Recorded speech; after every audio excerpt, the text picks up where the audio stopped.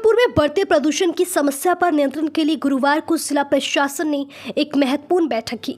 इस बैठक की अध्यक्षता डीएम डॉक्टर नवल किशोर चौधरी ने की, जिसमें विभिन्न अधिकारियों ने भाग लिया। डीएम डॉक्टर नवल किशोर चौधरी ने प्रदूषण को नियंत्रित करने के लिए उठाए जाने वाले कदमों पर जोर दिया।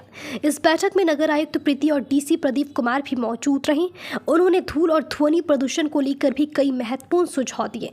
खासकर उन वाहनों पर ध्यान केंद्रित किया गया जो गिट्टी और बालू ढोते हैं।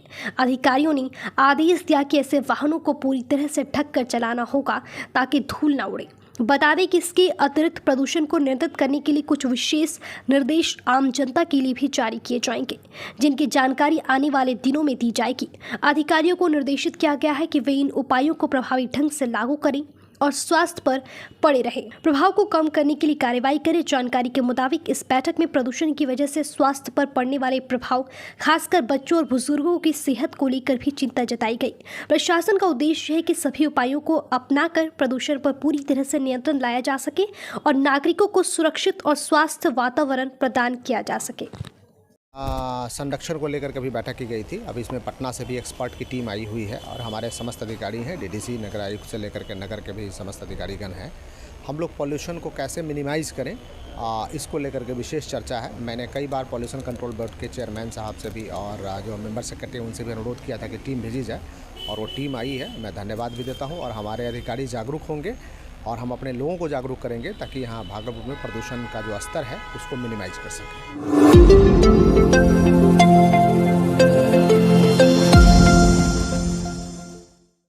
IIT भागलपुर को अब अपना भवन मिल गया है। 128 करोड़ की लागत से कैंपस में कई भवन बनाए गए हैं। कंप्यूटर और लाइब्रेरी भवन डायमंड स्ट्रक्चर का है, जो काफी आकर्षक ढंग से तैयार किया गया है। ये IIT भागलपुर का सिग्नेचर बिल्डिंग भी है। बता दें कि IIT भागलपुर के बच्चे अब तक भागलपुर इंजीनियरिंग कॉलेज के भवन में पढ़ाई करते थे। खासकर बाढ़ के दिनों में बच्चों की पढ़ाई बंद हो जाती थी, लेकिन नया भवन मिलने के बाद चीजें काफी आसान हो गई हैं। बता दें कि देश के प्रधानमंत्री नरेंद्र मोदी ने इसी साल वर्चुअल मोड से भवन का उद्घाटन किया था। यहाँ पढ़ने वाले बच्चे केंद्र की सरकार को धन्यवाद दे रहे हैं। पहले तो चीज़ें प्रॉब्लम होती थी कि पहले एकेडमी जो हमारी ओल्ड बिल्डिंग्स थी उसमें नॉन एसी था और ब्लैक बोर्ड्स वगैरह की प्रॉब्लम होती थी, लाइट्स वगैरह की प्रॉब्लम होती थी। और जब खुद का एक परमानेंट कैंपस हम लोग को मिल गया तो एक टाइम मैनेजमेंट, एक शेड्यूल हो गया चीज़ें कि अगर 1 घंटे का गैप भी होता था तो हम लोग क्लास छोड़ के हॉस्टल जाना पड़ता था। अभी अगर 1 घंटे का शेड्यूल टाइम रहता है तो हम लोग उसको सेंट्रल लाइब्रेरी में यूज़ कर सकते हैं। सेकंड पॉइंट ये था कि पहले के जो कैंपस थे वो फ्लड वगैरह के एरिया के अंदर थे, तो मतलब पानी की वजह से डिस्टर्बेंस होती थी क्लासेस में।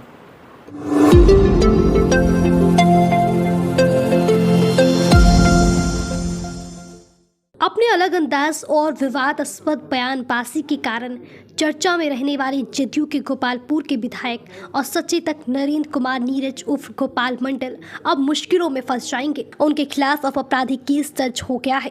दरअसल जदयू के ही कार्यकर्ता प्रशांत कुमार ने आपराधिक केस दर्ज कराया है। मुख्य न्यायिक दंडाधिकारी की अदालत में आपराधिक केस दर्ज कराते हुए कार्रवाई की गुहार लगाई है। मुख्य न्यायिक दंडाधिकारी ने आगे की कार्रवाई के लिए केस रिकॉर्ड को प्रथम श्रेणी के न्यायिक दंडाधिकारी की अदालत में भेजा है। 19 सितंबर को इस मामले में आगे की कार्रवाई होगी। संभवतः कोर्ट इस मामले में गोपाल मंडल को नोटिस भेज सकती है। बता दें कि बीते दिनों एनडीए की बैठक में भरी सभा में बड़बोले विधायक ने सांसद अजय मंडल और जदयू के अति पिछड़ा प्रकोष्ठ के राष्ट्रीय अध्यक्ष बुलो मंडल पर आपत्तिजनक टिप्पणी की झड़ी लगा दी थी। इस सभा में मौजूद कार्यकर्ता प्रशांत ने केस दर्ज कराया है। उन्होंने कोर्ट से इस बयान से आहत होने की बात कही है। गोपाल मंडल के बयान के बाद जदयू सांसद ने भी पलटवार किया था। उन्होंने कहा था कि गोपाल बाबू झारखंड से आने वाला पानी पीकर बहक जाते हैं। इस बयान के बाद गोपाल मंडल ने फिर जदयू सांसद अजय मंडल पर आरोपों की झड़ी लगा उन्हें तार चोर, रेलवे लोहा चोर, शराब माफिया बता दिया था। उन्होंने कहा था कि सांसद विधायक बनने से पहले अजय मंडल गलत धंधा करते थे, अब वो ट्रकों से वसूली करते हैं, ठेकेदारों को धमकाते हैं। वहीं दोनों में जिस तरह से विवाद गहराता जा रहा है, कहीं न कहीं मुख्यमंत्री नीतीश कुमार को मामले में हस्तक्षेप करने की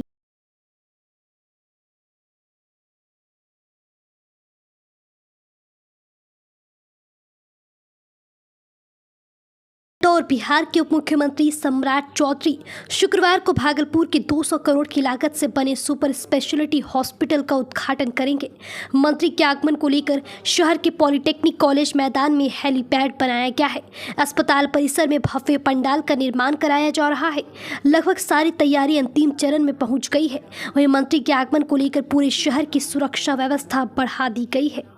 कल भागलपुर में माननीय स्वास्थ्य मंत्री केंद्र सरकार एवं माननीय उप मुख्यमंत्री बिहार सरकार का आगमन यहाँ भागलपुर में निश्चित है और उनके द्वारा जो सुपर स्पेशलिटी हॉस्पिटल है बरारी रोड में अवस्थित, उसका उद्घाटन माननीय महानुभावों के द्वारा किया जाना है। इसके संदर्भ में सुरक्षा व्यवस्था पूरी तरह से भागलपुर पुलिस के द्वारा इसकी तैयारी की जा रही है। हेलीपैड से लेकर कार्यक्रम स्थल तक और जितने रूट लाइनिंग है वहाँ पे तमाम पुलिस पदाधिकारी एवं कर्मी लगातार तैनात रहेंगे और पूरे व्यवस्था का जायजा लगातार हमारे वरीय पदाधिकारियों के द्वारा लिया जा रहा है।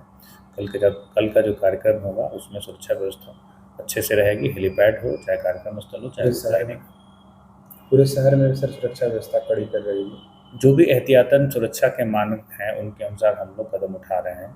जहाँ जहाँ जिन जिन चीज़ों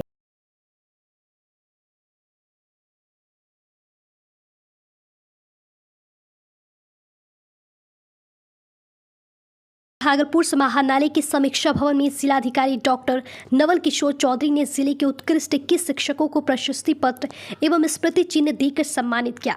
बता दें कि जिलाधिकारी डॉक्टर नवल किशोर चौधरी ने शिक्षक दिवस के अवसर पर भारत के प्रथम उपराष्ट्रपति एवं दूसरे राष्ट्रपति भारत रत्न सर्वपल्ली राधाकृष्णन के चित्र पर पुष्पांजलि से उन्हें अपनी श्रद्धा सुमन अर्पित की।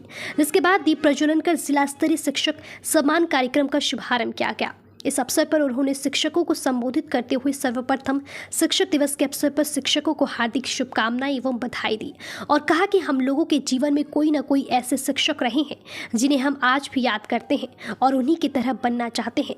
आज हम उन समस्त शिक्षकों को नमन करते हैं जिन्होंने मुझे और आपको इस काबिल बनाया कि हम आज इस हॉल में हैं और शिक्षक और अधिकारी के पद पर पदस्थापित हैं। उन्होंने कहा कि जिस प्रकार हमारे माता पिता ने तत्पश्चात हमारे शिक्षकों ने हमें जीवन की सही दिशा में आगे बढ़ने को प्रोत्साहित और प्रेरित किया है, ठीक उसी प्रकार हम अपने बच्चों को प्रेरित और प्रोत्साहित करें कि वे जीवन में नई ऊंचाइयों को प्राप्त करें। हम सभी का यह दायित्व बनता है कि हम अपने समाज के बच्चों को एक ऐसी दिशा दें कि वे उन ऊंचाइयों को छू सकें जितनी उनकी क्षमता है। उन्होंने कहा कि हम जानते हैं कि कई बार ऐसे बच्चे जिनमें क्षमता होती है लेकिन कुछ कमियों की वजह से वे अपने जीवन में उन ऊंचाइयों को नहीं छू पाते हैं जितनी उनकी क्षमता थी। उन्होंने सभी शिक्षकों से कहा कि हम उन बच्चों को पंख दें, उन्हें उन्मुक्त गगन में उड़ान भरने के लिए प्रेरित करें ताकि वो ऊंची उड़ान भर सके और अपने जीवन में हर लक्ष्य को छू सके पा सके जिनकी वे कामना करते हैं। मौके पर जिला शिक्षा पदाधिकारी राजकुमार शर्मा, जिला कार्यक्रम पदाधिकारी स्थापना देवनारायण पंडित, जिला कार्यक्रम पदाधिकारी प्राथमिक शिक्षा एवं समग्र शिक्षा अभियान डॉक्टर जमाल मुस्तफ़ा, जिला कार्यक्रम पदाधिकारी योजना एवं लेखा सुश्री बबीता कुमारी उपस्थित थे। बहुत अच्छा लग रहा है और हमको इसके लिए और ऊर्जा का संचार होगा हमारे अंदर कि हम और जो बच्चों को दे पाते हैं उससे बेहतर और बच्चों को दे पाएँ, क्योंकि हम शिक्षक हैं, बच्चों के लिए इंसाइक्लोपीडिया हैं। कहा जाता है कि ईश्वर से पहले गुरु हैं, तो हम साबित करें उस चीज़ को कि हम बच्चों के लिए ईश्वर से पहले बने, उनकी सभी समस्याओं को दूर करें, उनको इस काबिल बनाए कि वह अपने जीवन में आने वाली सभी परेशानियों को बेहतर तरीके से ट्रीट कर सके कि किस तरह से अपने जीवन को गुजारना है, जीना है। ये हम लोग को सम्मानित किया गया, बहुत अच्छा लगा और हम अपना जो कर रहे थे उससे और बेहतर करने का कोशिश करेंगे। आज शिक्षक दिवस है, उस अवसर पर मेरे तरफ से समस्त शिक्षकों को शुभकामनाएं एवं बधाई। खास करके हमारे शिक्षा विभाग की टीम ने कुछ शिक्षकों का चयन किया है जिन्होंने अपने क्षेत्र में, शिक्षा के क्षेत्र में काफ़ी अच्छा उल्लेखनीय योगदान रखा है। उन सभी शिक्षकों को आज सम्मानित किया गया है। करीब 25 शिक्षक हैं और साथ ही मैं अपने शिक्षा विभाग की टीम को बधाई देता हूं कि यहाँ से राज्य स्तर पर भी हमारे दो शिक्षकों को सम्मानित करने के लिए बुलाया गया है। ये बड़ी बात है भागलपुर के लिए और मैं समस्त शिक्षकों से अनुरोध करता हूं कि हम अपनी शिक्षा व्यवस्था को इतना बेहतरीन बनाएं कि हमारे बच्चे इस जिले में ही नहीं, राज्य में नहीं, बल्कि पूरे देश एवं विदेश में अपना नाम रोशन करें।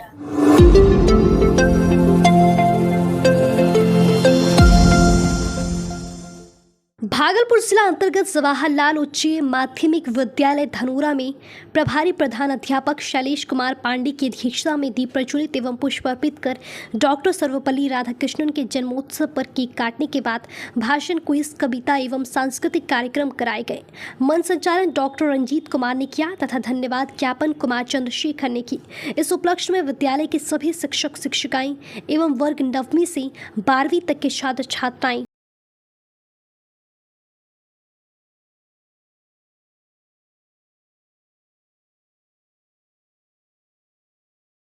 प्रखंड के कोसीपार ढोलबच्चा के सुभाष चौक इन दिनों अतिक्रमणकारियों की भीड़ चढ़ गई है।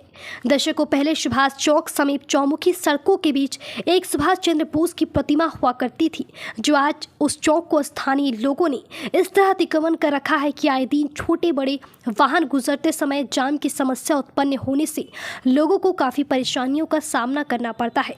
अतिक्रमण के कारण अज्ञात वाहन की ठोकर लगने से सुभाष चंद्र बोस की प्रतिमा टूटकर क्षतिग्रस्त हो गया, जिसके बाद आज तक वहां प्रतिमा स्थापित नहीं हो सका, न ही अतिक्रमण मुक्त हो पाया। बीते करीब एक सप्ताह से ढोलबच्चा बाजार में प्रधानमंत्री ग्राम सड़क योजना के तहत सड़क निर्माण के साथ चौड़ीकरण की जा रही है, लेकिन अतिक्रमणकारियों की भीड़ चढ़ी सुभाष चौक समीप सड़क सांकरी ही रह गई। जिला परिषद प्रतिनिधि प्रेम कुमार उर्फ दिलीप जायसवाल के साथ अन्य लोगों ने बताया कि सड़क निर्माण के समय जो सड़क बिहार सरकार की है, वहां अतिक्रमणकारियों ने निर्माण कार्य में बाधा डाल दिया है, जिसके कारण बुधवार को नोकझोंक भी हो गई। सरपंच सुशांत कुमार ने बताया कि ढोलबच्चा के सुभाष चौक को अतिक्रमण मुक्त कराने के लिए बीते वर्ष नवगछिया एसडीओ व सीओ को भी लिखित आवेदन दिया गया था, लेकिन आज तक अतिक्रमण मुक्त नहीं हो सका। ढोलबच्चा वासियों ने नवगछिया सीओ से अतिक्रमण मुक्त कराने की मांग कर रहे हैं। उक्त बातों को लेकर नवगछिया सीओ से संपर्क नहीं हो सका।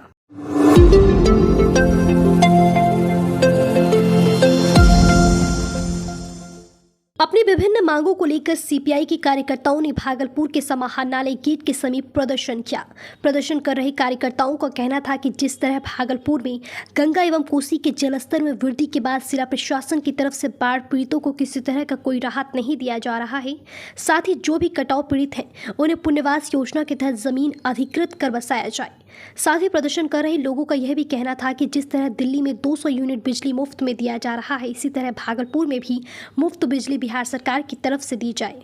स्टेशन परिसर से निकल करके शहर के मुख्य मार्गों से होते हुए यहाँ तक पहुँचा है जिला पदाधिकारी के मुख्य द्वार पर।